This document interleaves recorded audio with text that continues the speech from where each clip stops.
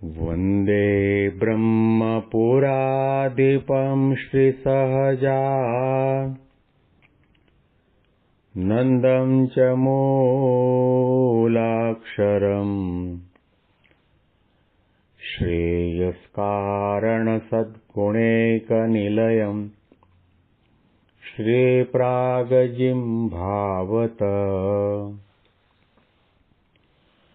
ब्रह्मोपासनधारकं गुरुहरिं यज्ञं तथा योगिनं प्रत्येवं प्रमुखं महन्तमनिशं श्रेये स्वरूपं मुदा મહિમાનો મહિમા પ્રવચન માળામાં આજે 23મી ઓક્ટોબર 2025 ગુરુવારના દિવસે તમામ સંતો હરિભક્તોને મારા સાષ્ટાંગ પ્રણામ. જય સ્વામિનારાયણ.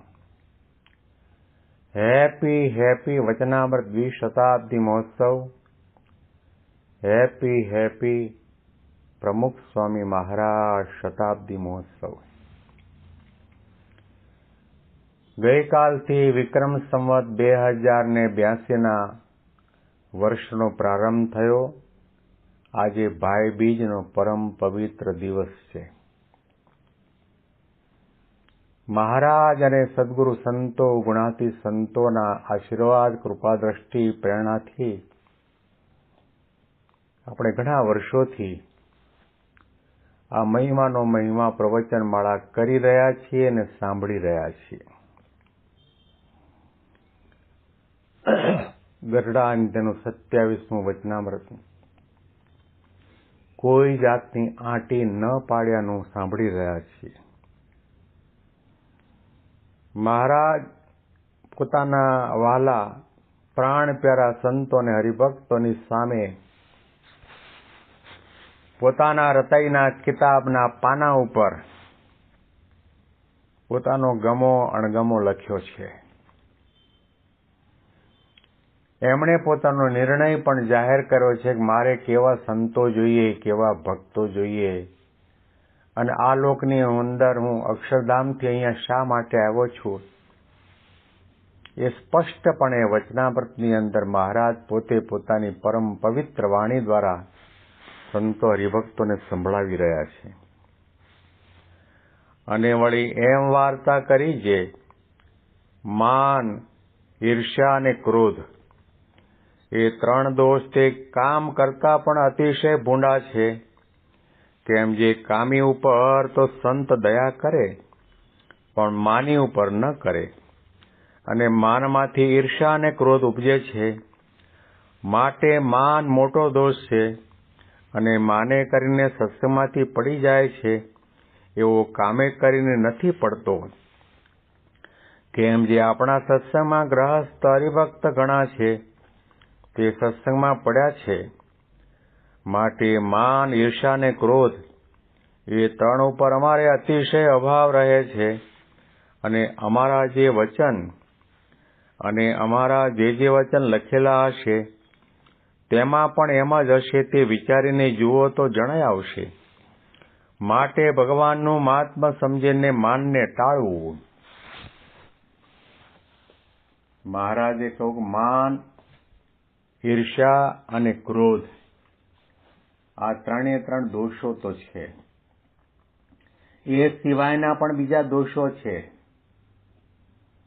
કે જેને કામ કહીએ, અહંતા મમતા કહીએ, સ્વાદ કહીએ, આ ઘણા બધા દોષો છે.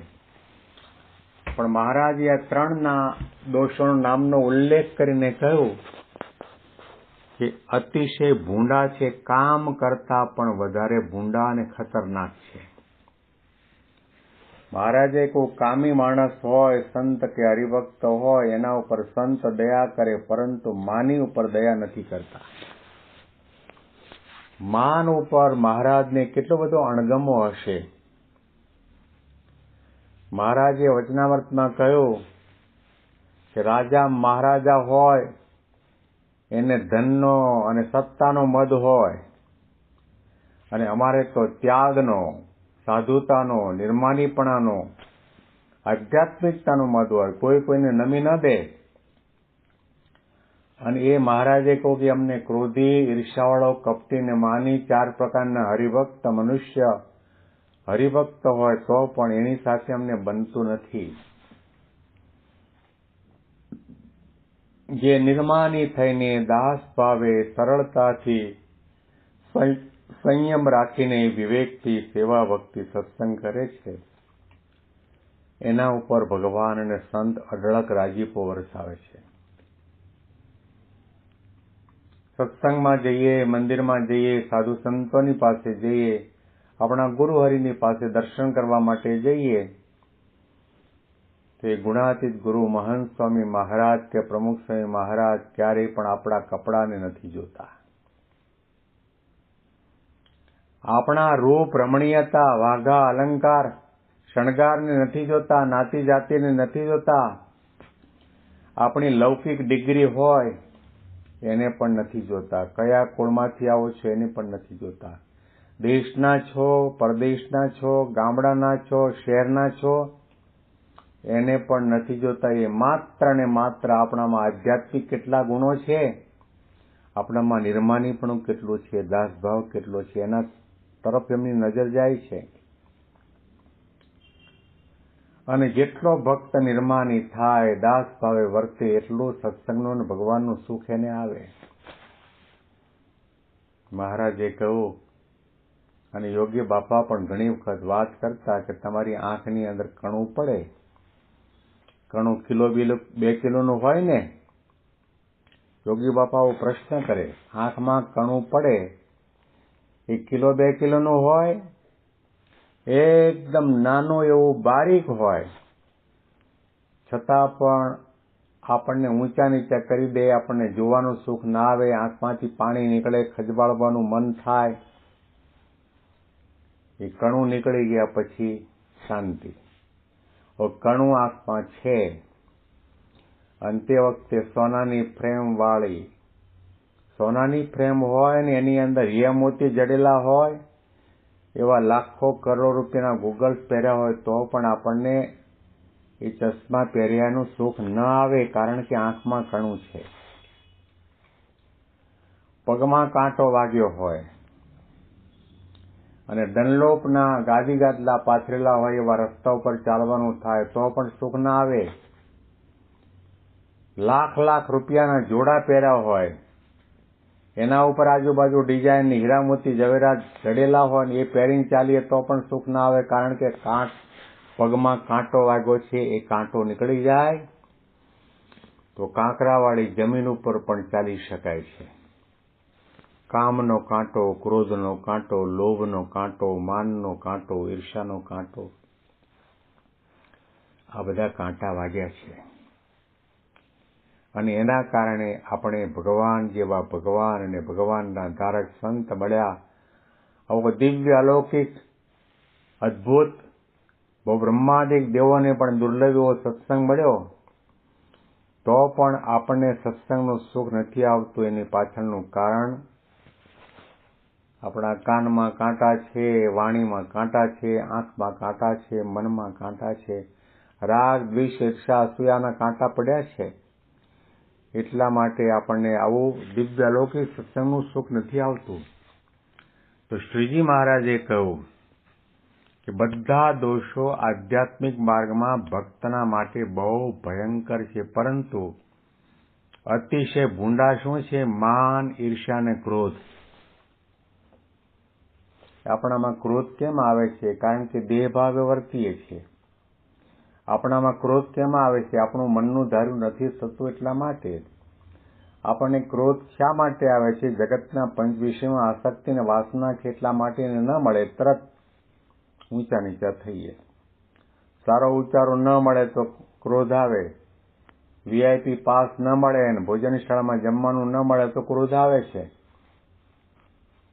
માનનું ખંડન થાય, મહારાજે કહ્યું માન તો અતિશય ભૂંડું છે, માનમાંથી ક્રોધ જાગે છે અને માનમાંથી ઈર્ષ્યા જાગે છે. મહારાજે કહ્યું કે ઘણા ઘણા સત્સંગમાંથી માને કરીને પડ્યા છે.